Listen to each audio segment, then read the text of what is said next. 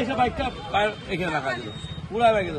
বাইকটা লাগার পরেও মনে হয় 20 ফিট গড়ায় গেছে বাইকটা, আরো গেছে 30 ফিট দূরে পড়ছে। আপনারা দেখছেন হলদিবাড়ি টাইমস। পথ দুর্ঘটনায় আহত এক পথচারী।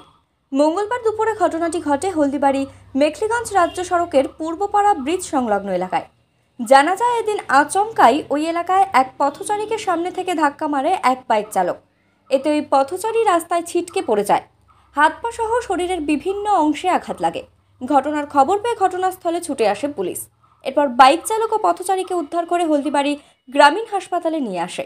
জানা যায় পথচারীর নাম অলোক দাস, বয়স 56 বছর। তার বাড়ি হলদিবাড়ি পৌরসভার 2 নং ওয়ার্ডের অন্তর্গত পূর্বপাড়া এলাকায়। বাইক চালকের নাম বিপ্লব বর্মন, বয়স 21 বছর। তার বাড়ি হেমকুমারী এলাকায়। পুলিশ ঘটনার তদন্ত শুরু করেছে। একটা ট্রাক এসে ওনাকে জিজ্ঞেস করলো, দাদা মন্ডলঘাটের রাস্তাটা কোথায়? উনি খালি জাস্ট বলতে আসছে এই দিক দিয়ে যান, আর এই দিক দিয়ে এসে বাইকটা এখানে রাখা ছিল পুরা হয়ে গেল।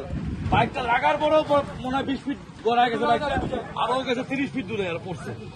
ছিটকায় ওদের নিজেও বাইচে গেছে।